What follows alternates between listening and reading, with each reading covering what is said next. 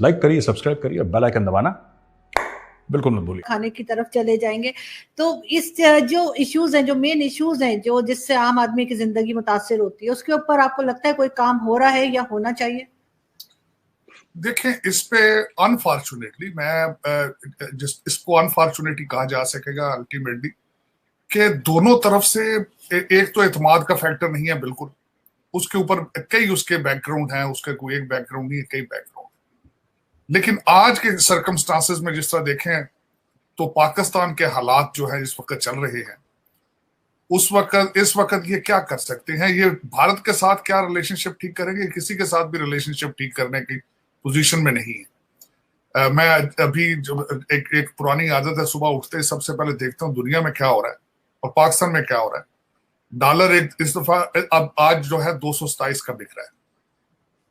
श्रीलंका ने जब बैंकरप्सी दी थी तो 230 रुपए का डॉलर था वहां पे।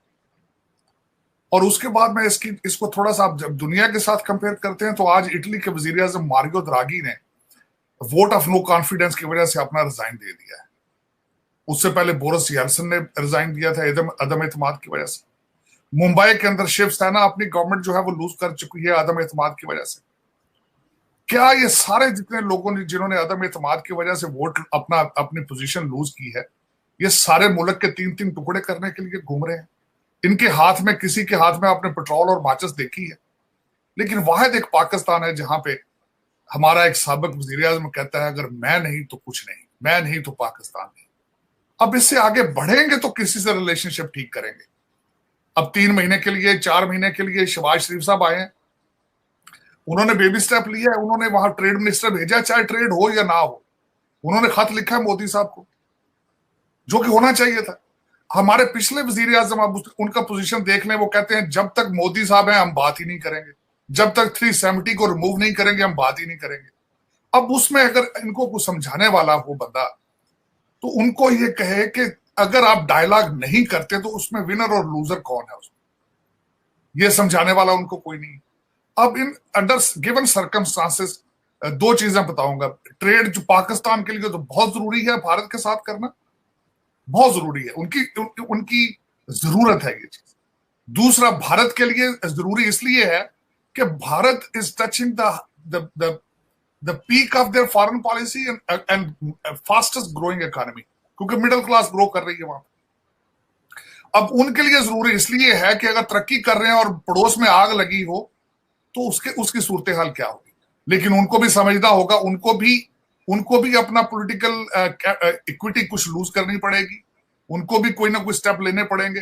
लेकिन हो सकता है कि वो पाकिस्तान की स्टेबिलिटी, पॉलिटिकल स्टेबिलिटी और फाइनेंशियल स्टेबिलिटी का इंतजार कर रहे हो। लेकिन इस वक्त क्वेश्चन मार्क ये है कि अफसोस के साथ कि जो भी लोग वहां पे पाकिस्तान में इन्वॉल्व हैं, जो रूलिंग एलीट है, किसी को कोई परेशानी नहीं है, चाहे डॉलर 227 का हो चुका है। मेरी इंफॉर्मेशन के हिसाब से इस वक्त एलसीज नहीं खुल रही वहां पे। जो लोग बाहर से तिजारत कर रहे हैं, कैश पे चीजें ले रहे हैं, ये सारी निशानियां ठीक नहीं है। मैं आई विश करता हूं कि आज जो हम जो चीजें डिस्कस कर रहे हैं ये उस वक्त कर रहे हो जब पाकिस्तान के अंदर कोई पॉलिटिकल स्टेबिलिटी हो, पाकिस्तान कोई हाथ बढ़ाने भारत की तरफ या किसी भी पड़ोसी की तरफ हाथ बढ़ाने के काबिल।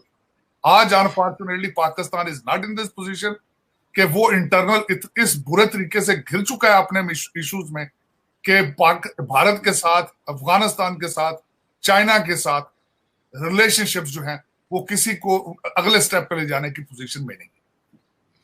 बिल्कुल जी। लेकिन मेजर साहब, आप क्या समझते हैं कि भारत में कोई काम हो रहा है फूड शॉर्टेज पे, और अगर इस किस्म का कोई क्राइसिस आ गया तो क्या भारत इस काबिल है कि अपने लोगों को खाना दे सके? थैंक यू आरजू जी। बिल्कुल भारत काम कर रहा है और अलग अलग लेवल पे काम कर रहा है और मुल्कों के साथ काम कर रहा है। हमारे यहाँ ग्रीन रेवोल्यूशन हुई थी कई दिहाइयों पहले, कई डेकेड्स पहले। तो यहाँ पे पर एकड़ यील्ड भारत की, अगर आप सिर्फ पाकिस्तानी पंजाब और भारत पंजाब को मिलाएं तो भारतीय पंजाब की 2 या 2.5 गुना ज्यादा है पाकिस्तानी पंजाब से यील्ड। और पाकिस्तान में कई एंकर्स को शायद ये गलतफहमी भी है कि भारत का पंजाब जो है वो पूरे हिंदुस्तान का पेट भरता है। ऐसा नहीं है। पाकिस्तान जो हिंदुस्तान का पंजाब है वो डेफिनेटली बहुत जरखेज मिट्टी है, वहां पे बड़ा बड़ा फर्टाइल सॉइल है वहां पे और काफी अच्छी खेती होती है। लेकिन fact of the matter is that states like Madhya Pradesh and Uttar Pradesh are far bigger in terms of agriculture than Punjab. आप हर एक मायने में अगर आप देखें तो मध्य प्रदेश और उत्तर प्रदेश बहुत आगे हैं भारतीय पंजाब से, पहली चीज है। दूसरी चीज वो आपने वो अभी जो $2 बिलियन की फूड की इन्वेस्टमेंट आपने सुना होगा यूएई ने करी थी, जिसमें कि इजराइल और अमेरिका अपना टेक्नोलॉजी दे रहे हैं, यूएई उसमें $2 अरब उसने इन्वेस्ट करे हैं और भारत ने जमीन दी है। तो एक फूड का बिल्कुल 360 डिग्रीज मतलब पूरा गोल घुमा हुआ एक इकोसिस्टम इंडिया में तैयार कर रहे हैं, और इसमें $2 अरब नाकाफी हैं। इसमें करीब $200 अरब डलेंगे तब जाके कुछ इम्पैक्ट पड़ेगा। और वो बट मैं कह रहा हूँ कि we have already taken the first steps, और ये India is cognizant. Energy security, food security, इन सब के बारे में भारत में सिर्फ बात नहीं होती, इसमें दिन रात काम भी चल रहा है, और इसमें दिन रात और ये directly it is being monitored by prime minister Modi. बाकी नीचे टास्क फोर्स हैं जो काम कर रही हैं, मिनिस्ट्रीज हैं काम कर रही हैं, लेकिन इसकी जो डेली की रिपोर्ट है वो पीएम मोदी खुद लेते हैं। ही इज अ, जो मैंने सुना है, मेरी बात हुई है एक दो लोगों से करीब 6-8 महीने पहले जो पीएमओ में काम करते हैं, उनका ये कहना है कि he is a very hard task master.